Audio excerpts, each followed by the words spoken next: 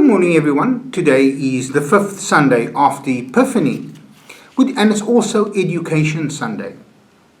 I assume that most of you know who Dr. James Dobson is. He wrote and was part of the ministry Focus on the Family. In one of his books called Coming Home, James Dobson writes about an experience he had with his family. The children had come home with a new board game, Monopoly, and in their ignorance they thought the old man would have no idea of this particular game.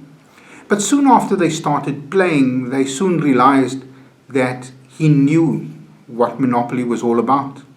In fact, he writes, "I soon owned all the best properties, and I had them squirming, and I was loving every moment of it. About midnight, the game ended, and I did a little victory dance. My family wasn't impressed. They went to bed and made me put the game away. As I began putting all the money back in the box, I felt a very empty feeling come over me. Everything I had accumulated was gone. The excitement over riches was just an illusion, and it occurred to me, hey, this isn't just a game.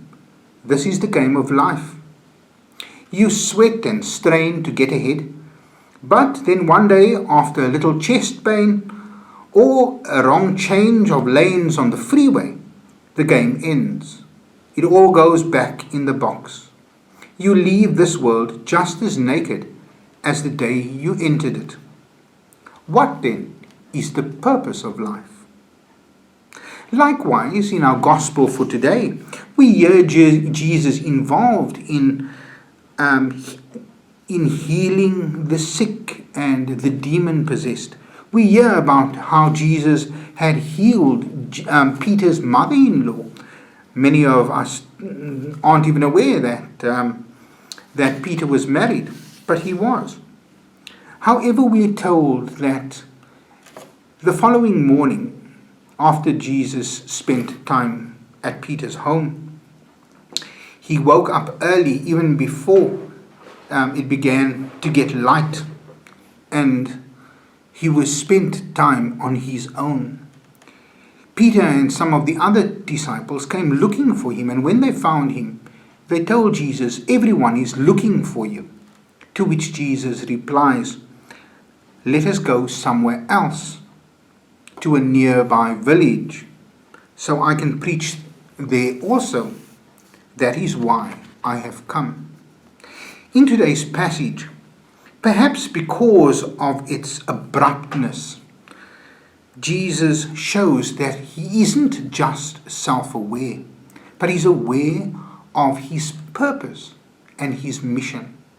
And even though the community and the disciples want him to stay on among the people that have gathered, Jesus recognizes that his purpose continues to push him further forward, to go to the other villages, the surrounding neighborhood, and to continue his preaching and his ministry.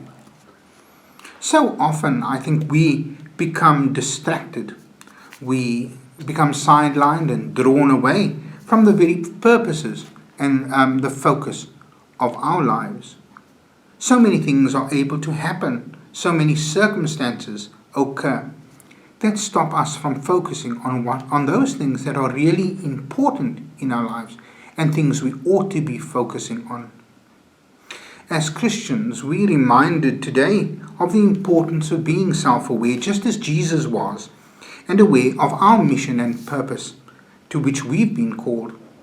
We're reminded today about how easy it is for us to become distracted by life's events and to lose sight of the mission entrusted to us. Over this lockdown period, it's so easy to hide, to withdraw from life, to stop living life in order to preserve ourselves. We stop living by forgetting what our mission and our purpose is. We stop living when we stop trusting God. We stop living when we stop seeing the needs of the world around us and responding to the needs of others. But today, in particular, I also want to say we stop living when we stop taking care of ourselves. And this is a danger for so many of us. We begin to neglect ourselves and stop seeing the importance of continuing to really be good to ourselves. During this time, it's easy to stop getting involved in things, to stop learning, to stop expanding and improving the things in our lives that begin to give it quality, that stop developing us spiritually, intellectually, emotionally, psychologically. There's a real danger that we start to give up on ourselves and giving up on others and even life itself. I think, as unintentional as what it may have been, I think it's rather ironic that we should reopen our churches on Education Sunday. It reminds us about the importance of taking care of our mind, of improving ourselves as an important starting point, about the importance of developing our own lives, our skills, our competence, to feed our mind and to deepen our understanding about life and the purpose of life, as God draws us to the mission and the purpose He has set before us. Education Sunday isn't only about formal studies, as so often people think it is. Education Sunday is focused on all that expands our appreciation and our understanding and our insights of life.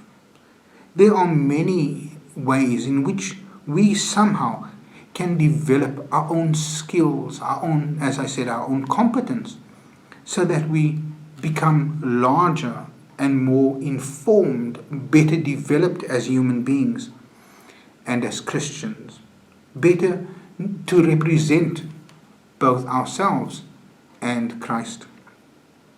Today, we need to look at the purpose to which God has called us and to ask two important questions. The first is, what are you intentionally, and I have the word intentionally, engaged in that allows you to improve yourself and your understanding of the world in which we find ourselves? It need not be formal studies, but anything that allows you to develop a skill or an aspect of your life that then enables you to have a more fuller and more rounded appreciation of life. And then the second regards what is your purpose, and what are you engaged in whatever it is that allows you to be engaged in the way that God has called you. So it's not just about you improving yourself, but how are you engaged in a way that fulfills the purposes of God for your life. As we reflect on these two critical questions, how do we improve ourselves, and are we fulfilling the purposes that God has set for us? I pray that we all will continue to walk more closely in Jesus' footsteps, that we will look to grow, to do what we're supposed to do, to deepen our understanding, our mission and our vision for our own life. And as we continue to grow in this way and to deepen our understanding of life and also becoming more rounded individuals, that we will then more carefully become better witnesses of Christ in the world. I pray that you and your families will remain safe. If you are unable to come to church to worship with us, that you will seek to develop yourself where you are. And never forget that God continues to be with each one of us, no matter where we are. So may the Lord bless you and your families. Amen.